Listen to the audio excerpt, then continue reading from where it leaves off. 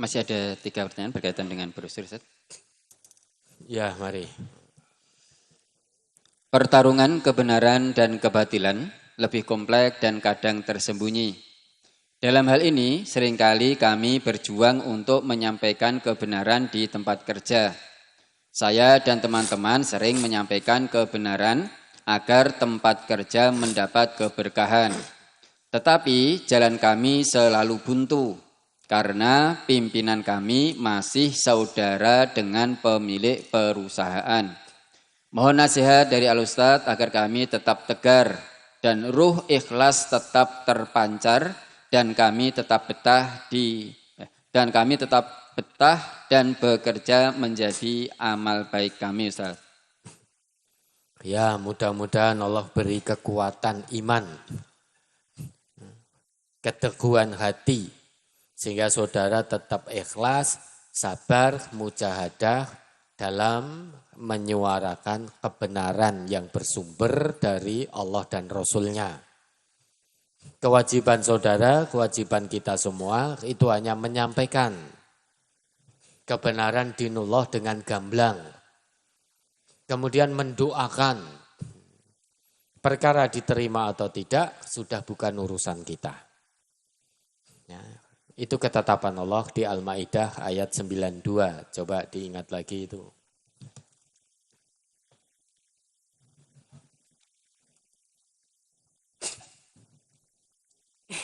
Surat Al-Maidah, surat kelima ayat 92.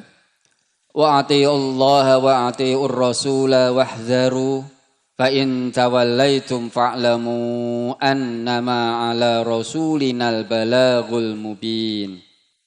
Dan taatlah kamu kepada Allah dan taatlah kamu kepada Rasulnya dan berhati-hatilah.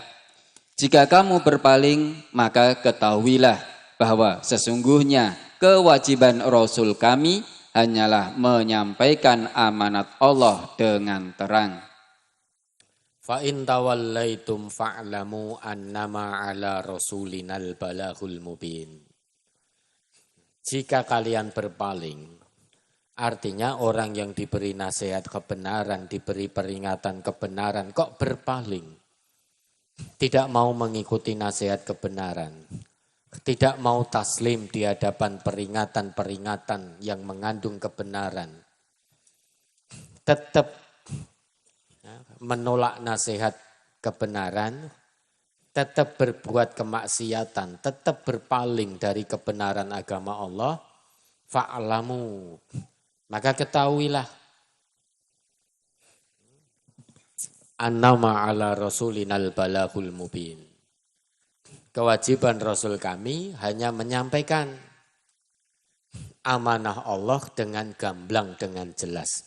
Perkara diterima atau tidak, itu sudah bukan urusan Rasul kami. Sudah bukan urusan Rasulullah. Itu urusan yang bersangkutan dengan Allah. Jangankan kita yang menyampaikan kebenaran agama Allah. Wong Rasul sendiri yang menyampaikan kebenaran agama Allah itu juga ditolak. Bahkan oleh pamannya sendiri. Menjadi musuh yang sangat keras. Menjadi penentang dakwah Nabi. Siapa paman Nabi yang menjadi musuh utama Nabi? Abu Jahal. Bapak Ibu kenal Abu Jahal? Apa tidak pernah baca Quran kok tidak kenal? Kenal tidak Abu Jahal? Apa tidak pernah kisah-kisah, mempelajari kisah? Kita tahu dari riwayat. Karena kita ngaji, alhamdulillah kita jadi tahu. Itu Abu Jahal. Nanti kalau punya anak laki-laki jangan dinamakan Abu Jahal. Wong Nabi sendiri yang menyampaikan itu ditolak. Apalagi kita. Kita ini masih penuh dosa, masih banyak dosa. Dosa kita masih setinggi langit, sedalam lautan, sebanyak pasir di pantai. Maka wajar kalau nasihat dari lisan kita ditolak. Itu wajar sekali. Tidak usah bersedih. Bersedih itu saat kita tidak berani menjalankan kewajiban untuk tawasau, baru kita sedih. Kalau kita sudah bertawasau, sudah mendoakan, kok nasihat kebenaran yang keluar dari lisan kita tidak diterima, jangan sedih. Itu sudah bukan urusan kita. Itu urusan yang bersangkutan dengan Allah. Begitu pula besok, makanya besok kalau ada orang yang datang menasehati kita, jangan ditolak. Selama nasihatnya sesuai dengan Quran, sesuai dengan sunnah, siapapun yang datang kepada kita, membawa nasihat Quran dan sunnah, kita terima dengan taslim. Nah kalau kita tolak, ya sama saja. Maka jadi orang Islam yang sebenarnya, itu orang yang ikhlas menasehati, ikhlas dinasehati. Ikhlas mendengarkan, ikhlas didengarkan. Karena perintah sesama orang yang beriman dari Allah, itu tawasau bil haq, tawasau bis sabr. Saling menasehati tentang kebenaran dan kesabaran. Saling menasehati itu berarti dua arah. Hari ini kita ikhlas memberi nasihat, besok kita ikhlas menerima nasihat. Hari ini kita ikhlas nasihat kita didengarkan, besok kita ikhlas mendengarkan nasihat dari orang lain. Itulah muslim yang sesungguhnya. Ya, mudah-mudahan Allah berikan kekuatan, kemudahan, kelancaran, keikhlasan untuk terus bertawasau bil haq dan tawasau bis sabr. Ada lagi? Kejahatan akan sirna jika kebenaran dimunculkan. Di era kekinian, diri kita tahu apa itu kejahatan, tetapi kadang tetap kita lakukan. Artinya, seringkali kita melawan nafsu diri kita sendiri. Ustadz, 2 bulan lagi momentum Ramadan. Saya ingin betul-betul mempersiapkan diri menyambut Ramadan menjadi momentum melawan kejahatan dari dalam diri saya. Mohon nasihatnya agar Ramadan nanti bisa menjadi momentum meraih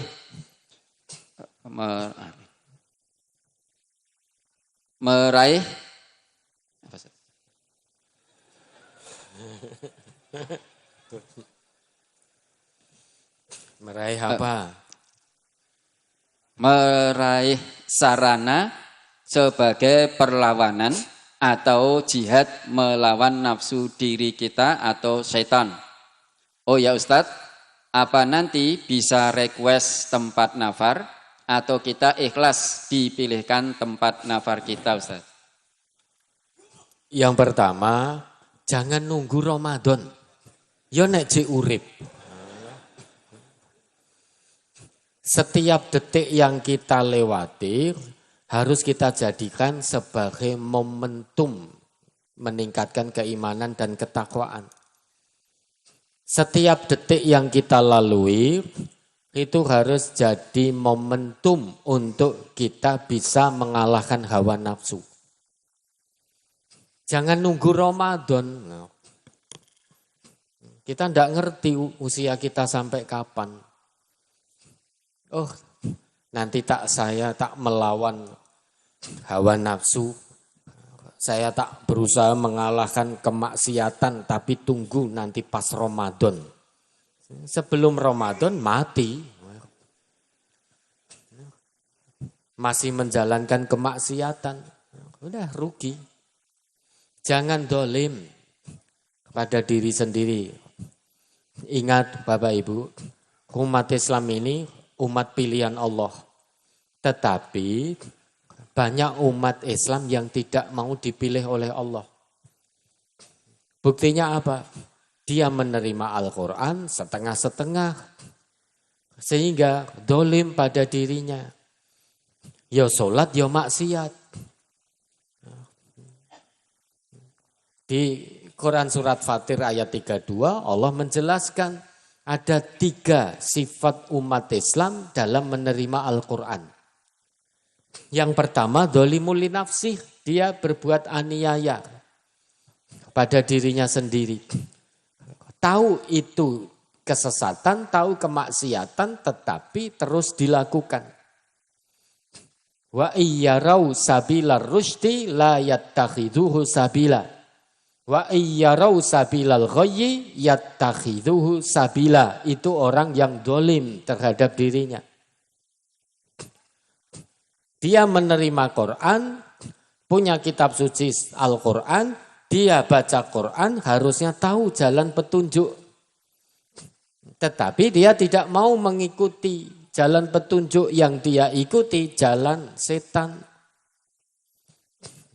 Tahu ini larangan Quran, malah dikerjakan terus. Tahu ini perintah Quran, malah ditinggalkan. Itu dolimul li nafsi. Tipe kedua, muqtasid. Pertengahan. Ada yang menafsirkan, hanya mencukupkan pada yang wajib, tidak butuh yang sunnah. Jadi terlalu over percaya diri, over confident dengan ibadah yang wajib tok. Sehingga sudah tidak butuh sunnah. Merasa cukup dengan yang wajib. Tapi ada pula yang menafsirkan muqtasid, itu ya taat, ya maksiat. Kalau istilahnya apa? STMJ. Ya, STMJ itu singkatannya apa? ST-nya? Sholat terus, maksiat jalan. Sholat terus, maksiat jalan. Itu muqtasid. Dua tipe orang Islam yang seperti ini, itu tidak diridhoi Allah. Baik yang dolimul li nafsih, itu tidak ada kata biiznillahnya. Kalau Bapak Ibu lihat di Fatir ayat 32 itu. Yang muqtasid juga tidak ada biiznillah. Biiznillah baru muncul ketika Allah jelaskan tipe umat Islam yang ketiga dalam menerima Al-Quran. Wa minhum sabiqum bil khairati biiznillah. Dan di antara mereka orang Islam itu ada yang berlomba dalam kebaikan.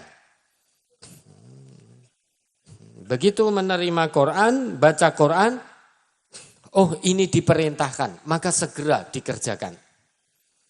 Oh ini dilarang Quran, maka segera ditinggalkan. Itu sabiqum bil khairat. Nah, orang yang seperti ini biiznillah dapat izin, dapat ridho, hidupnya diridhoi oleh Allah. Sabiqum bil khairat. Sabiq itu isim fa'il. Pelaku. Berasal dari, diambil dari akar kata as-sabqu. As-sabqu itu sampainya seseorang kepada satu tempat sebelum yang lainnya. Artinya, karena ini berlomba betul, bersegera betul menjalankan perintah Quran, bersegera betul meninggalkan larangan Quran, maka dia sampai pada satu posisi keridhaan Allah sebelum yang lain sampai pada tempat itu. Makanya perintah Allah fastabiqul khairat. Bersegeralah kamu dalam kebaikan biar kamu sampai pada satu tempat sebelum yang lain sampai di tempat itu. Maka posisinya menjadi as-sabiqun as-sabiqun. Orang yang pertama kali sampai pada keimanan, orang yang pertama kali mengerjakan seruan kebaikan, orang yang pertama kali meninggalkan larangan, maka dia akan sampai pada tempat terlebih dahulu, yaitu keridhaan Allah sebelum yang lainnya juga sampai pada tempat itu. Itulah as-sabiqun as-sabiqun. Maka bersegera ya. Jadilah tipe ketiga dari orang Islam yang menerima Al-Quran. Bersikap bersegera menjalankan perintah Quran, meninggalkan larangan Quran. Itu tipe ketiga orang Islam terkait penerimaannya terhadap Al-Quran. Jangan jadi tipe pertama, jangan pula jadi tipe kedua. Jadilah yang ketiga, sabiqum bil khairat. Kalau itu dilakukan, maka biiznillah. Izin Allah turun, ridho Allah turun. Kapan untuk sabiqum bil khairat? Jangan tunggu momen Ramadan. Dimulai sejak kapan? Detik ini juga. Kenapa? Karena nanti kita mati. Menit ini juga, karena menit berikutnya kita sudah mati. I'mal li akhirataka, i'mal li akhiratika ka'annaka tamutu ghadan. Berbuatlah untuk akhiratmu seakan-akan kamu besok mati. Ya, kalahkan hawa nafsunya. Kalau hawa nafsu bisa kita kalahkan biiznillah atas izin Allah, maka yang muncul ke permukaan itu takwa. Tapi kalau hawa nafsu menang, kita kalah melawan hawa nafsu kita, takwa menjadi hilang, takwa tenggelam. Yang muncul ke permukaan, hawa nafsu. Na'udzubillah. Mulai detik ini juga, udah tidak ada waktu kita untuk bermaksiat. Ya. Mati itu sewaktu-waktu, maka kita udah tidak punya waktu untuk bermaksiat. Karena 5 menit lagi kita mati, maka tidak usah mikirkan maksiat. 1 detik lagi kita mati, maka detik ini jangan digunakan untuk maksiat. Setiap detik yang kita lalui, itu hanya kita lalui dengan ketaatan, keimanan, ketakwaan kepada Allah. Ya, ada lagi? Ya, terakhir berkaitan dengan brosur. Dalam hal memunculkan kebenaran, maka akan lenyap kebatilan. Di kampung kami, rencana tahun depan akan menanggap hiburan ketoprak. Bagaimana cara menjelaskan kepada masyarakat kalau ketoprak itu maksiat, Ustaz? Ketoprak ya apa maksiat atau ketoprak sing piye? Ketoprak yang seperti apa? Saya tidak bisa menjawab ini. Ketoprak yang maksiat itu kalau di situ lanang wedok campur bawur, terus diumbar aurat, terus ya enggak karuan jejogetan misalkan, lah itu yang maksiat. Tidak semua ketoprak itu maksiat, tergantung kontennya. Ketoprak juga bisa menjadi media dakwah. Asal kontennya sesuai dengan Quran dan Sunnah. Maksiat dan tidaknya dilihat dulu nanti kontennya. Kalau ternyata campur baur laki perempuan tidak karuan, terus di situ diumbar aurat, nah itu maksiat. Lah, terus apa yang kita lakukan? Pertama, beri nasihat sudah, doakan juga sudah. Kalau tetap, ya sudah, kita tidak usah ikut-ikutan. Kalau tetap jalan, ya kita tidak usah ikut-ikutan. Benci dengan kemaksiatan itu, karena di situ diumbar aurat, di situ terjadi ikhtilat, campur baur tidak karuan. Maka kita tidak usah ikut-ikutan. Dengan cara benci perbuatan itu dan kita tidak hadir di situ. Itulah mencegah kemungkaran bil qalb. Dengan hati. Alhamdulillah masih punya iman meski paling lemah. Selemah-lemah iman. Yang penting kalau memang itu terjadi kemaksiatan di kegiatan itu, kita ndak usah ikut mendukung. Ndak usah hadir, ndak usah melu urunan. Urunan kita untuk yang lain, untuk kerja bakti, untuk menjaga keamanan lingkungan. Bukan untuk kemaksiatan seperti itu. Kalau di kegiatan itu terjadi mengumbar aurat ini, itu, dan lain sebagainya. Ya, ada lagi? Satu pertanyaan berkaitan dengan makmum masbuk, Ustaz. Ada Mohon apa? makmum masbuk, Ustaz. Oh ya, ada apa makmum masbuk? Mohon penjelasan, apakah pemahaman tentang makmum masbuk sudah berubah atau saya yang belum paham? Karena sepemahaman saya disebut makmum masbuk ketika tidak mendapatkan bacaan Al-Fatihah. Tidak mendapatkan bacaan iftitah, tidak dihitung sebagai makmum masbuk. Karena pada acara Fajar Hidayah di MTA TV beberapa hari yang lalu disampaikan bahwa ketinggalan iftitah termasuk makmum masbuk, Ustaz. Tidak, apa betul? Kalau betul yang disampaikan seperti itu, ketinggalan doa iftitah, selama kita tidak ketinggalan Fatihah dalam sholat jahar itu, ya kita tidak masbuk. Masbuk itu kalau kita ketinggalan Al-Fatihah. Kenapa? Karena Fatihah itu rukun dalam sholat. Saat sholat jahar, kewajiban makmum mendengarkan dan memperhatikan bacaan imam.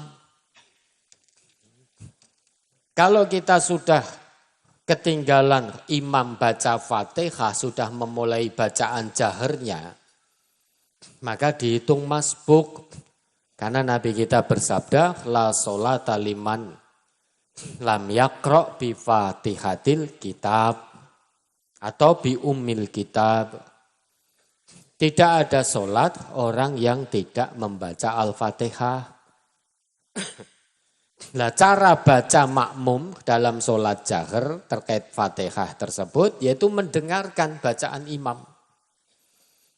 Kalau makmum ketinggalan bacaan imam, maka dia ketinggalan rakaat sehingga masbuk.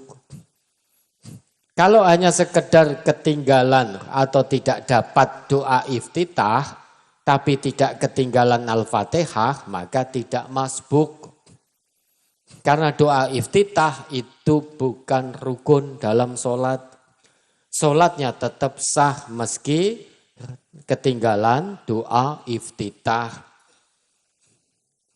Sehingga nanti kalau imam salam, ikut salam. Karena hanya ketinggalan doa iftitah, tidak masbuk. Kalau ketinggalan Fatihah, imam salam, ya kita tidak ikut salam, tapi kita berdiri menyempurnakan rakaat yang kita tertinggal Al-Fatihah. Kok pemahaman sudah berubah gimana toh? Ya belum, ya tetap seperti itu selamanya. Ya, ada lagi? Ya, cukup, Ustaz. Ya, sudah cukup. Ya. Tidak ada pertanyaan langsung. Ada dari jauh-jauh tadi. Mari coba kita beri kesempatan pertanyaan langsung. Baik, Bapak dan Ibu, terutama yang dari jauh ini kami utamakan. Sebutkan nomor mic, kemudian sebutkan asal daerah Ibu ya, atau Bapak yang mengendaki pertanyaan. Silahkan disebutkan mic. 9. 2 saja. 9 dari? Pacitan. Pacitan, baik. Bapak ada? 1 Bapak.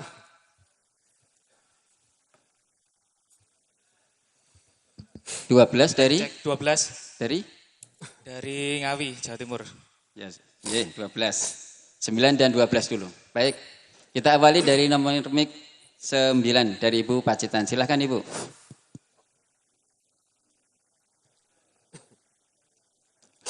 Silahkan Ibu, nomor 9 Pacitan.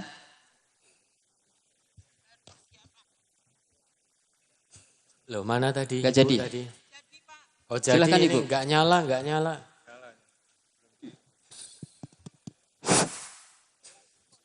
nomor 7. Sudah. 7 apa 9? Oh, ganti 7.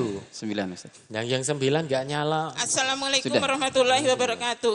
Waalaikumsalam warahmatullahi wabarakatuh. Begini Ustadz yang saya tanyakan yaitu Dengan Ibu siapa ini? Ibu Sri Ustadz. Sri Sinten. Ibu Sri Pacitan. Sri siapa? Nah, lengkapnya. Sri Winarni. Oh ya, Ibu Sri Winarni. Begini Ustadz, kan saya biasanya pergi ke Solo 1 bulan sekali itu naik bis. Lantas di bis itu kalau berangkatnya nyaman Ustadz, nggak ada masalah. Tapi pulangnya itu dari pihak bis, pengumudi bis dan kondektur itu selalu menyetel musik-musik yang penyanyinya itu pada telanjang seperti itu. Bajunya belum jadi Ustadz, ada yang belakangnya sobek, ada yang cuma di atas paha begitu. Akhirnya kita itu di dalam bis itu nggak nyaman. Dada saya itu merasa nyesek, merasa pokoknya nggak nyaman. Kalau saya mau merem tidur itu tetap mendengar, tetap kelihatan, tapi pokoknya terasa nggak nyaman. Akhirnya Ustadz, saya itu waktu itu berhenti antara 1 bulan nggak datang begitu. Nah, untuk yang demikian itu bagaimana? Tapi qadarullah Ustadz, alhamdulillah saat ini udah pertemuan 2 kali ini saya bisa mengajak sepupu saya karena dia punya kendaraan sendiri. Terus dia mau saya ajak ke sini untuk ikut mengaji ke sini, tapi masih mustami Ustadz. Ya. Nah, mohon doanya mudah-mudahan dia berdua itu bisa istiqomah dan selalu bisa saya ajak ke sini Ya, Ustadz begitu insyaallah, supaya insyaallah. saya bisa nyaman dalam perjalanan. Nah, yang seperti itu gimana Ustadz? Apakah saya itu kalau naik bis seperti itu ada mudaratnya apa tidak? Demikian Ustadz. Yang kedua, apabila saya memaksa anak untuk mengaji itu apakah salah Ustadz? Supaya dia itu benar-benar memahami tentang Quran Sunnah. Supaya saya menjadi seorang ibu untuk memaksa anak itu apakah salah yang demikian? Iya. Ya itu. Dan untuk yang ketiga, mohon doanya karena kadang saya itu ngedrop begitu, kalau darurat saya berdiri di amanai penyakit jantung dan kekurangan darah. Iya. Dan saya kadang selalu transfusi. Transfusi itu kadang-kadang membuat saya trauma. Makanya untuk para jamaah di sini yang bisa donor darah, yang memiliki darah, benar-benar bersyukurlah kepada Allah. Karena saya sangat kekurangan darah itu sangat tersiksa. Anemia. Iya, dan saya itu Sebabnya apa, Ibu? Sebenarnya saya sehat dari saran dari Ustadz Dr. Jafar itu semua saya laksanakan Ustadz. Tapi kalau darah saya itu lebih dari 10, jantung saya itu tidak kuat untuk memompanya. Itu dokter saya yang merawat. Kalau darah saya di bawah 8, jantung saya kurang untuk memompa darahnya kurang jadi ngedrop. Dan apabila ada masalah, saya selalu ngedrop, apalagi Ustadz begini, apabila ditinggal suami malam Ustadz, saya paling tidak bisa, karena kalau pas ngedrop malam itu dokter sudah bilang seperti ini, jangan ditinggal waktu tersendiri, karena apabila pas ditinggal itu ngedrop bisa membahayakan diri seperti itu. Makanya saya kalau ditinggal malam saya tidak bisa Ustadz. Dan apabila suami mendapatkan jatah untuk pertemuan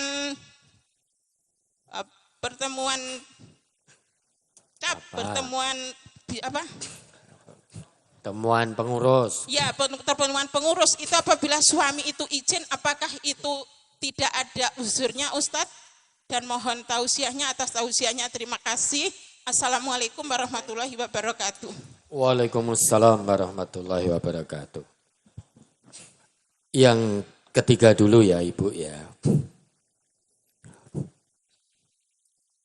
Ikhlas menerima ujian iman dan takwa dari Allah.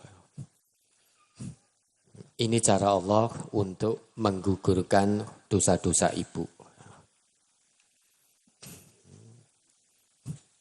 Jangan menyalahkan Allah atas ujian sakit ini. Tapi yang menjadikan kita bahagia dan bersyukur, Allah itu berjanji tidak akan pernah menguji kita di luar kemampuan kita. La yukallifullahu nafsan illa wus'aha. Allah tidak akan pernah membebani hamba di luar batas kemampuan maksimalnya.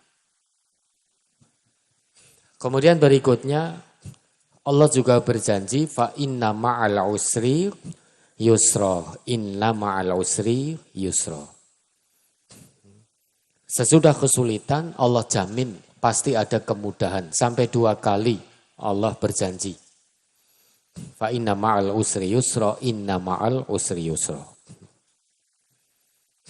Kemudian yang ketiga, Allah juga berjanji akan membersamai kita menghadapi, melewati ujian iman dan takwa selama kita bersabar tanpa batas.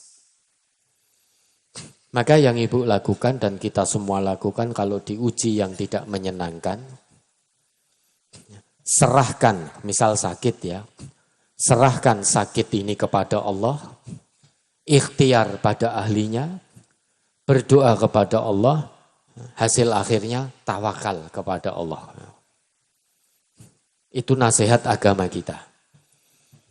Cari Allah, serahkan sakit ini kepada Allah. Cukup mudah bagi Allah untuk mengangkat penyakit kita. Lawang Allah memberi kita nyawa saja mudah sekali. Apalagi hanya sekedar mengangkat penyakit kita. Sangat mudah sekali bagi Allah. Allah memberi kita nyawa saja mudah sekali. Apalagi hanya mengangkat penyakit kita. Sangat mudah sekali bagi Allah. Maka serahkan sakit ini kepada Allah. Kemudian dengan juga berikhtiar kepada ahlinya. Jangan ke dukun, jangan ke dukun. Dukun yang masih boleh didatangi hanya satu, dukun bayi. Dukun pijat. Dukun urut. Dukun apa lagi? Dukun kunci. Apa dukun kunci? Oh, tukang kunci toh. Itu bukan dukun ahli membuat kunci. Ikhtiar pada ahlinya ya, pada ahlinya. Kalau ibu diuji dengan sakit jantung, anemia, maka ahlinya, termasuk ahlinya dokter spesialis jantung dan pembuluh darah. Ikhtiar ke sana. Dan berdoa kepada Allah istiqomah. Diberi kecocokan oleh Allah dalam pengobatan. Jangan putus asa dalam ikhtiar berobat. Karena sifat putus asa itu hanya dimiliki oleh orang kafir. Yang berani putus asa dari rahmat Allah itu hanya orang kafir. Kenapa? Karena orang kafir gak kenal Allah. Maka berani putus asa. Lah orang Islam, orang yang beriman itu didampingi oleh Allah, dibersamai oleh Allah. Lah untuk apa kita putus asa? Maka jangan pernah putus asa dalam ikhtiar mencari kesembuhan karena Allah. Serahkan sakit ini kepada Allah, ikhtiar pada ahlinya, berdoa pada Sang Ilahi, hasil akhirnya tawakal kepada Allah yang maha segala-galanya. Terus kemudian yang pertama, mudah-mudahan sepupunya, hatinya dilunakkan oleh Allah, dilembutkan oleh Allah, diberi kekuatan sehingga bisa istiqomah datang ngaji ke sini bersama dengan ibu, mudah-mudahan. Kalau memang terpaksa keadaan darurat, ibu harus naik bis seperti itu tadi, ya sudah maksimal ibu tetap datang ke sini. Kalau memang tidak bisa diingatkan driver bisnya untuk tidak menyetel hal-hal yang maksiat seperti itu, ya sudah ibu tetap naik itu datang ke sini semaksimalnya, tutup mata. Kan kalau tutup mata tidak mungkin bisa melihat. Tapi telinga masih dengar Ustadz, iya karena belum tutup telinga. Pokoknya semaksimalnya ya. Karena itu kendaraan umum.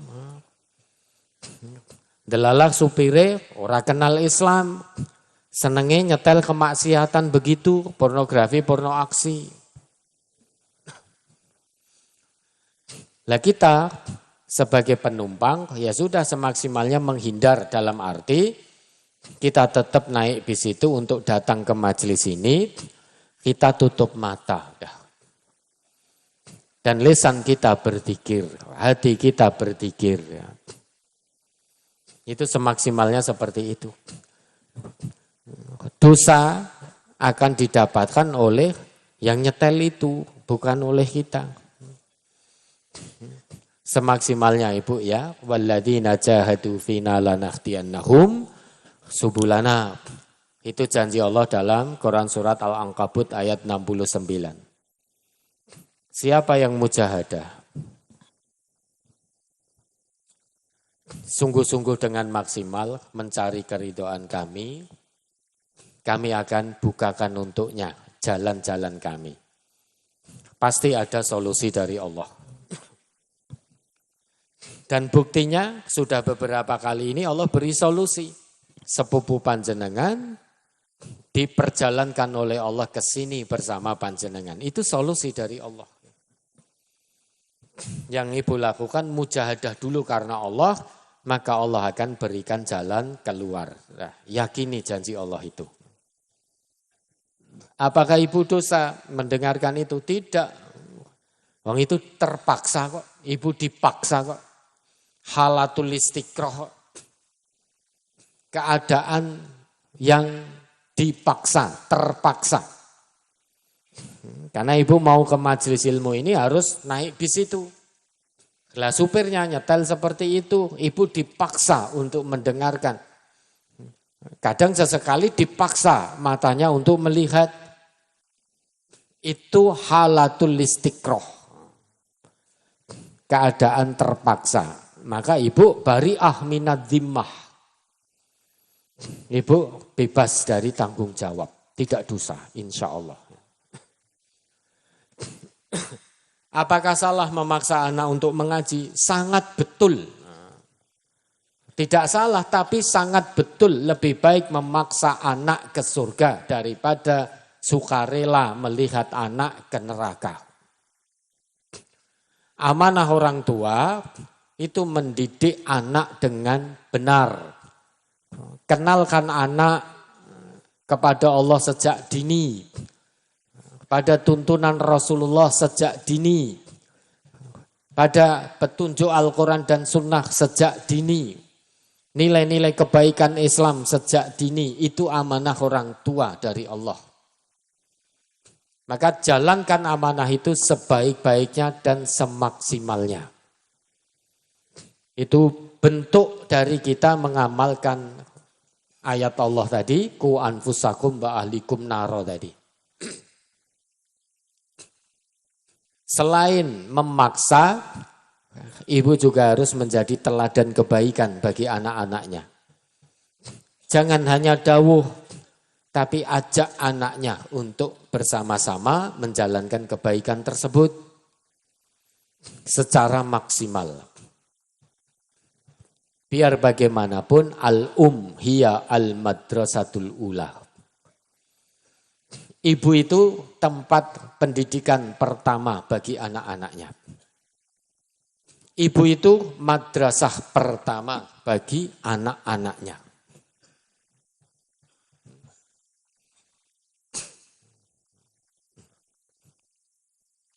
Dan peran seorang ibu Itu menjadi kunci utama bagi pembentukan karakter moral yang baik bagi anak-anak. Wa tadayyunul peran seorang ibu huwa miftahu asasi litakwinir rijal.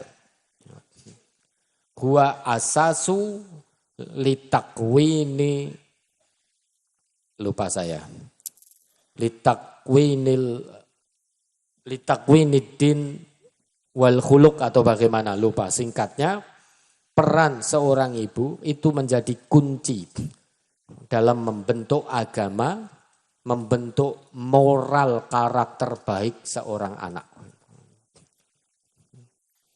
Sebagai madrasah, sebagai pendidik utama. Maka didik anak-anak dengan kesantunan, kelembutan, kebaikan, keteladanan. Amanah sama dengan uswah. Ibu diberi amanah oleh Allah sebagai seorang ibu, sebagai orang tua. Maka jalankan amanah orang tua dengan uswah, dengan keteladanan. Sehingga anak-anak bisa melihat kebaikan pada diri ibu, bisa melihat contoh keteladanan pada diri ibu dan bapaknya. Selain itu ibu, doakan terus. Karena biar bagaimanapun dijanjikan oleh Nabi kita, salasu da'awatin la turaddu. Ada 3 doa yang tidak pernah ditolak oleh Allah. Yang pertama, da'watul walid. Doa orang tua untuk anak-anaknya pasti diterima oleh Allah, pasti dikabulkan oleh Allah.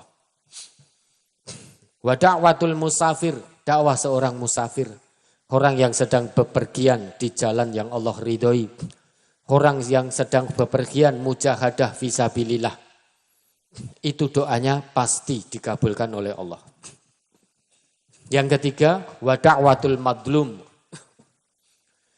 doa orang yang terdolimi, doa orang yang teraniaya, pasti dikabulkan oleh Allah.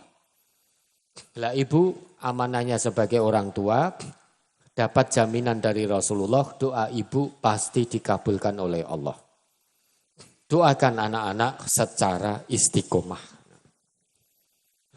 Ya, mudah-mudahan bisa menjawab. Terus? Berikutnya nomor mic 12 dipersilahkan. Cek. Bismillahirrahmanirrahim. Assalamualaikum warahmatullahi wabarakatuh. Waalaikumsalam warahmatullahi wabarakatuh. Sebelumnya perkenalkan, nama saya Amir Zufdi Wibowo dari Kabupaten Ngawi, Jawa Timur.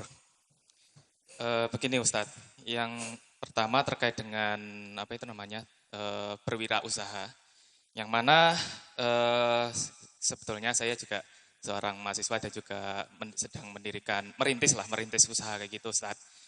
Jadi mohon doanya semoga bisa lancar dan juga untuk ini saya juga semester akhir dan semoga bisa lulus untuk tahun ini Ustaz.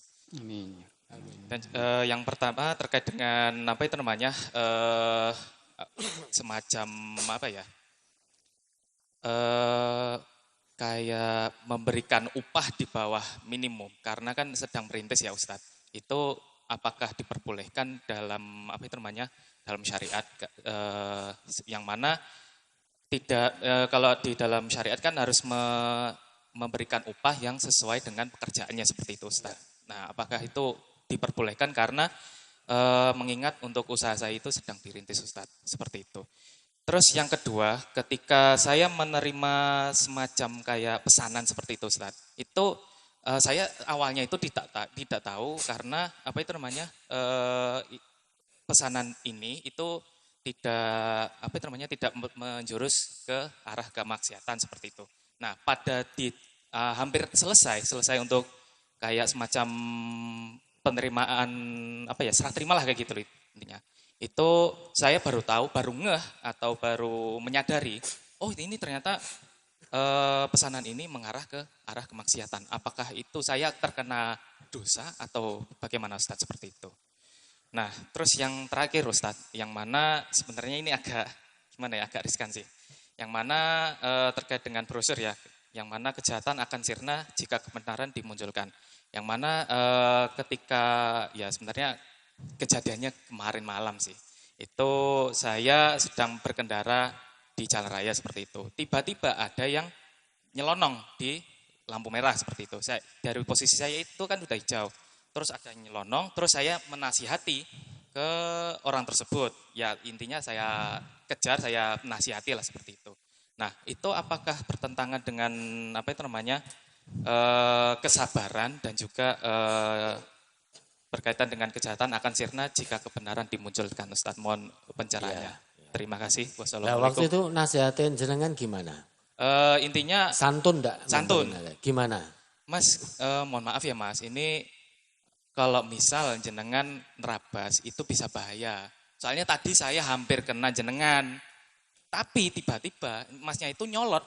Loh, lah saya keburu Mas kayak gitu. Ya lah, ya saya maklumi aja lah, mungkin ya keburu-buru atau gimana kayak gitu. Saya juga kurang paham seperti itu Ustaz. Seperti itu. Demikian mohon pencerahannya Ustaz. Terima kasih. Wassalamualaikum warahmatullahi wabarakatuh. Waalaikumsalam warahmatullahi wabarakatuh. Disambung dari Bogor ini. Oh ya, Bogor boleh ini ya. Ya. Assalamualaikum warahmatullahi wabarakatuh. Waalaikumsalam warahmatullahi Nama wabarakatuh. saya Supardi dari Bogor, Oh Gunung ya. Putri. Iya, Pak Parti. Mari Pak Parti, ada apa? Yang asli Betawi? Asli Betawi Pak, Oh ya. kelahiran Duku Atas, Sudirman. Oh ya, alhamdulillah. Pindah ke Bogor. Ini maisahnya tadi jualan dudukan palet itu ya. Iya betul Pak. Alhamdulillah, mudah-mudahan berkah. Ya. Saya udah 3 kali Pak kesini. Cuman Ya. baru hari ini saya dikasih kesempatan untuk bertanya. Ya alhamdulillah, ada apa Pak Suparti? Saya ingin bertanya dari hadis deh Pak, yang saya kurang paham Pak.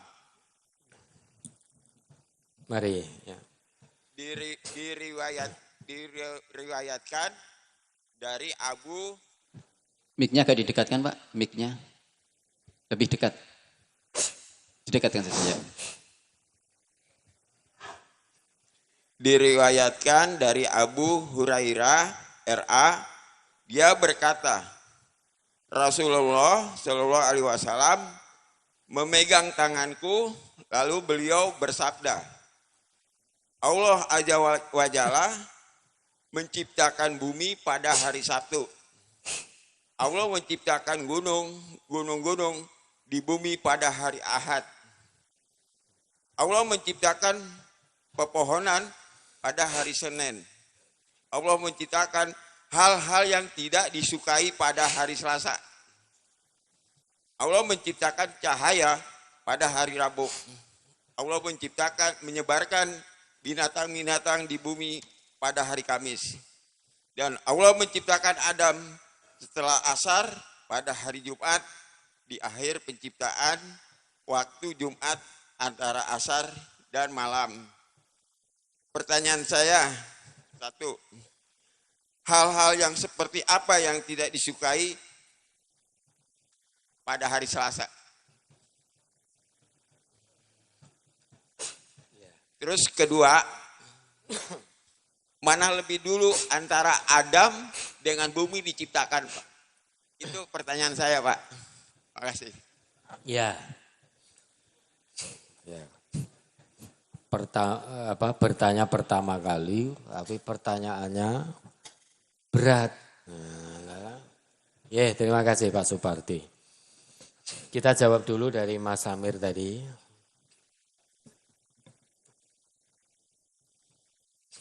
Memberikan upah di bawah UMR.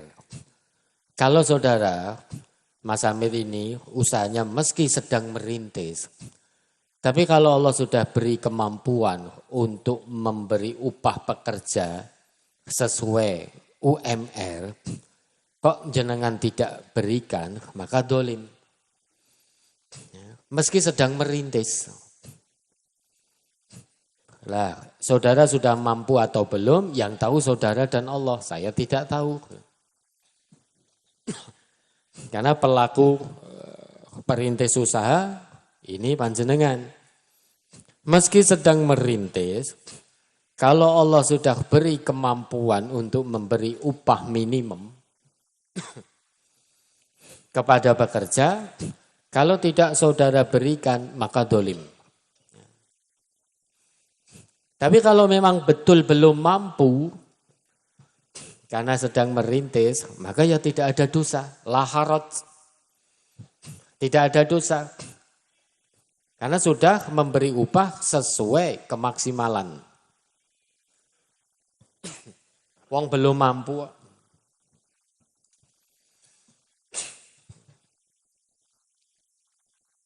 Ini kan an Abi Hurairah radhiyallahu anhu. Dari Abu Hurairah radhiyallahu anin Nabi sallallahu alaihi wasallam qala. Dari Nabi sallallahu alaihi wasallam beliau bersabda. Qala Allah berfirman, ini berarti hadis qudsi. Salah satun ana khosmuhum yaumal qiyamah.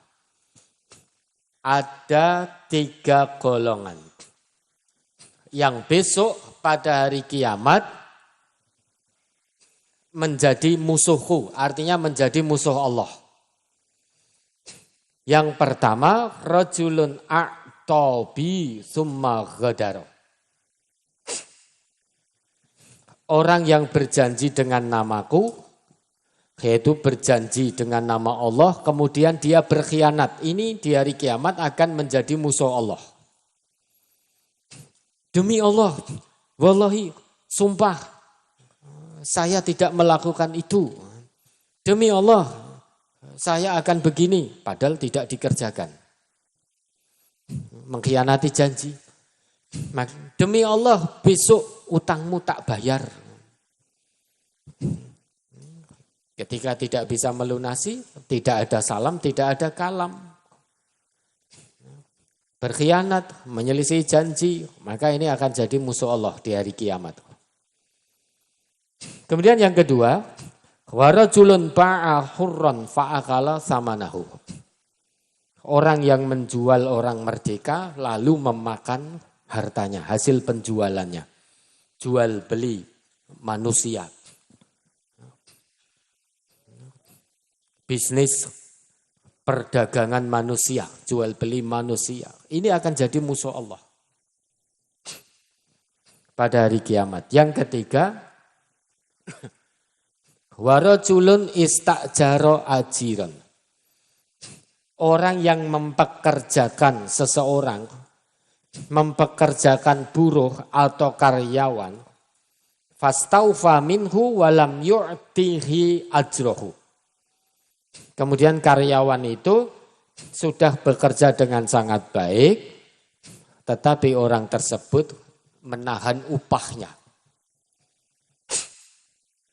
Menahan upah di sini bisa juga berarti sebetulnya dia mampu memberi upah minimum, tapi tidak dia berikan.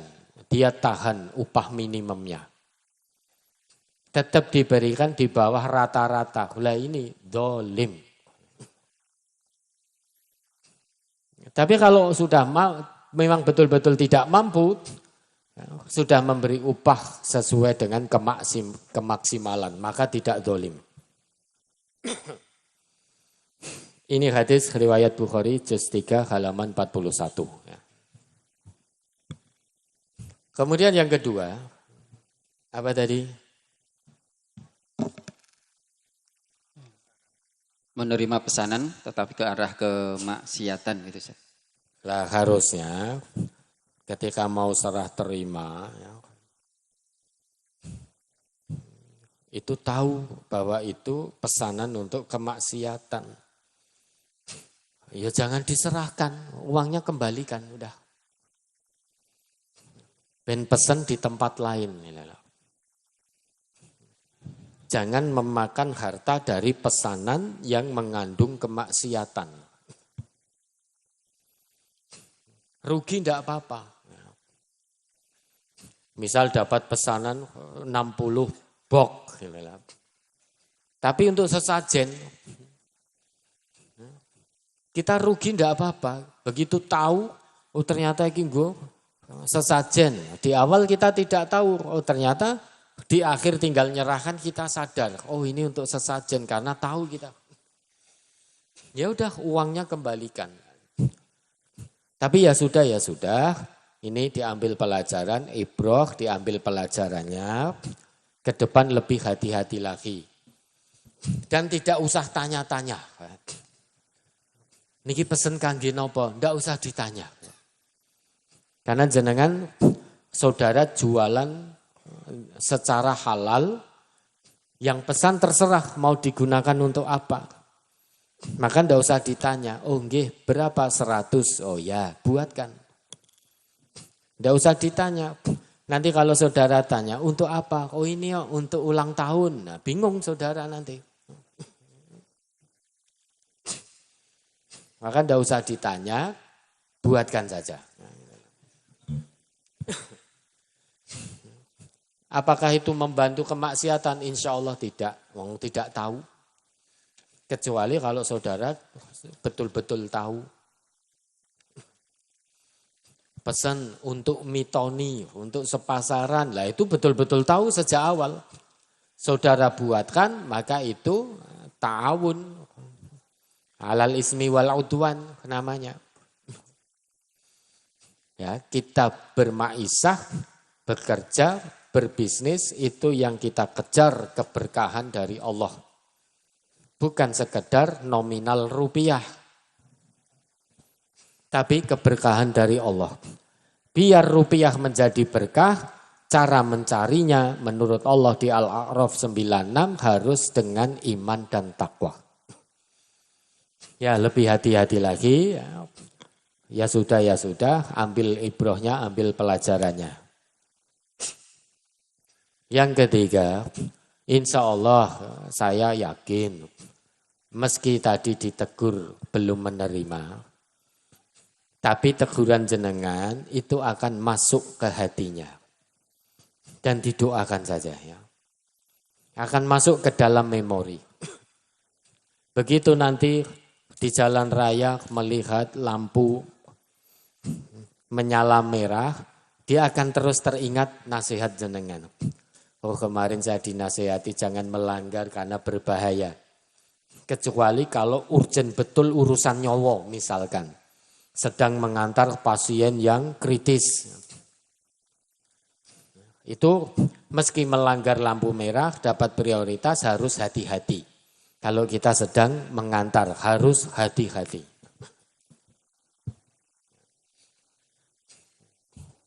Ya sudah enggak usah kecewa, nasihatnya ditolak.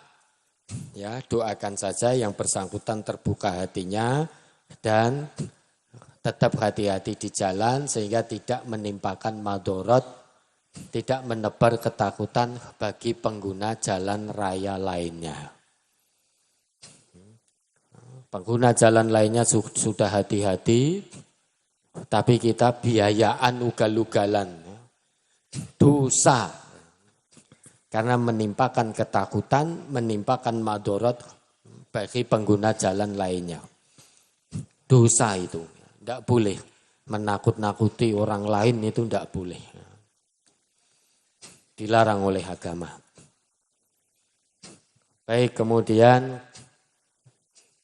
dari Pak Supardi ya.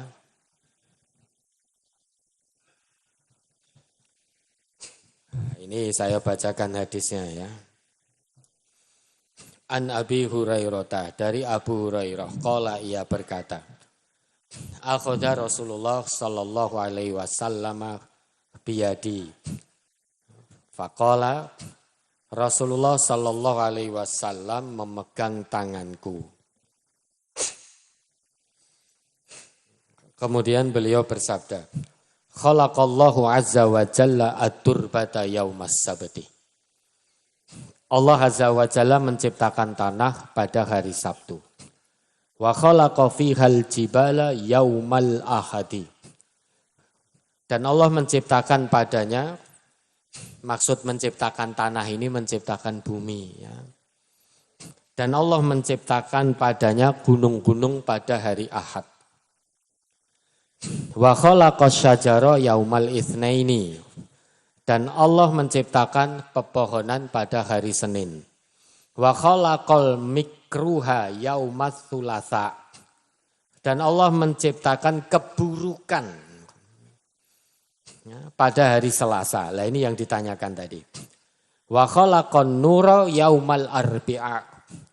Dan Allah Azza wa Jalla menciptakan cahaya pada hari Rabu.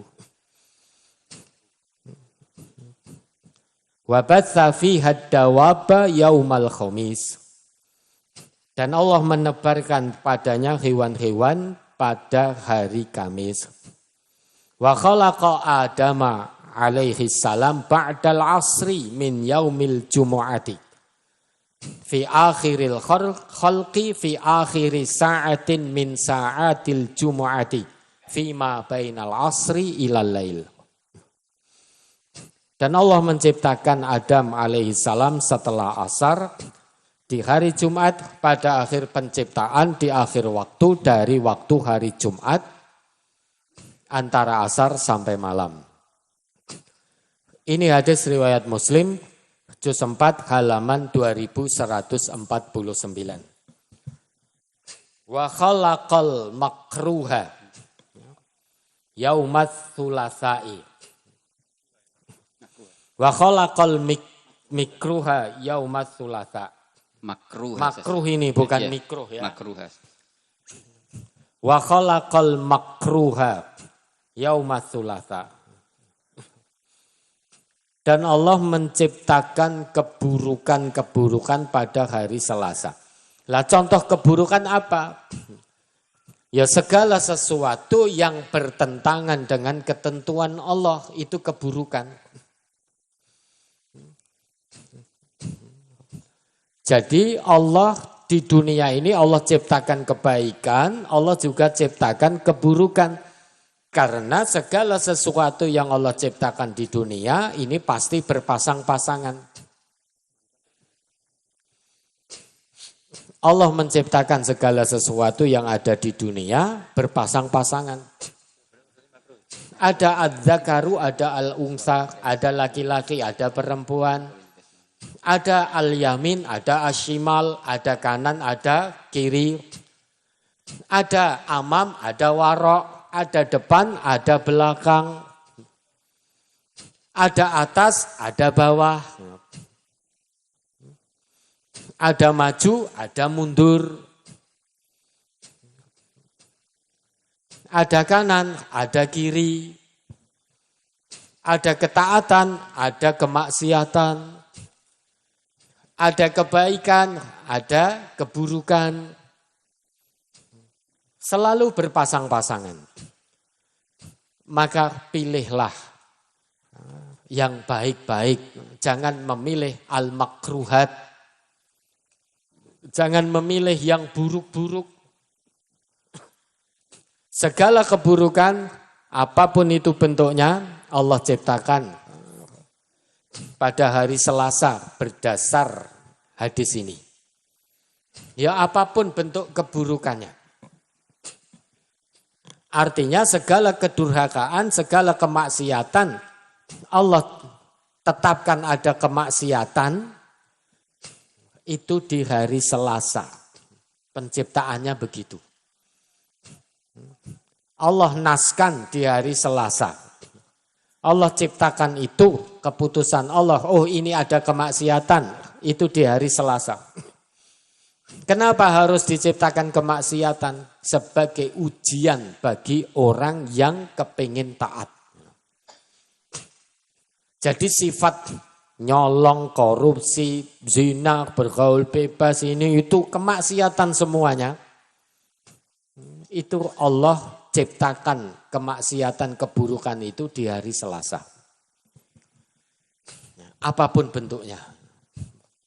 Terus yang kedua, lebih dulu mana Adam dan bumi diciptakan? Kalau berdasar hadis ini, ya lebih dulu bumi. Khalaqallahu azza wa jalla at-turbata yaumas sabt. Bunyi hadisnya begitu, Allah ciptakan bumi di hari Sabtu. Kemudian Allah ciptakan Adam hari Jumat akhir-akhir waktu antara asar sampai malam. Begitu pula di dalam Al-Quran juga disebutkan Allah itu ciptakan alam raya dulu, baru menciptakan makhluk-makhluk sebagai penghuninya. Allah ciptakan alam raya dulu termasuk bumi, baru kemudian Allah ciptakan manusia.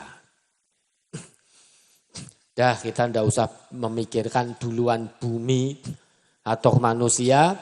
Yang jelas Allah itu maha kuasa menciptakan segala-galanya, termasuk menciptakan bumi tempat kita berpijak, termasuk menciptakan semesta, daratan, lautan, langit, bumi, dengan isinya, baik isi langit maupun isi bumi, termasuk menciptakan kita sebagai manusia. Allah itu maha kuasa, maka wajib bagi kita untuk tunduk patuh kepada Allah. Biar bagaimanapun kita makhluk, itu tetap lemah tak berdaya di hadapan Allah Sang Khalik. Karena namanya makhluk itu tidak bisa menciptakan. Mustahil makhluk bisa menciptakan. Paling banter hanya menemukan. Menemukan sesuatu yang sudah Allah ciptakan. Kalau Allah Sang Khalik menciptakan segala sesuatu yang awalnya tidak ada. Ijadu syai' minal adam. Menciptakan sesuatu dari yang sebelumnya tidak ada. Itulah Sang Khalik. Tunduk patuhlah pada Allah Sang Khalik. Ya, ada lagi?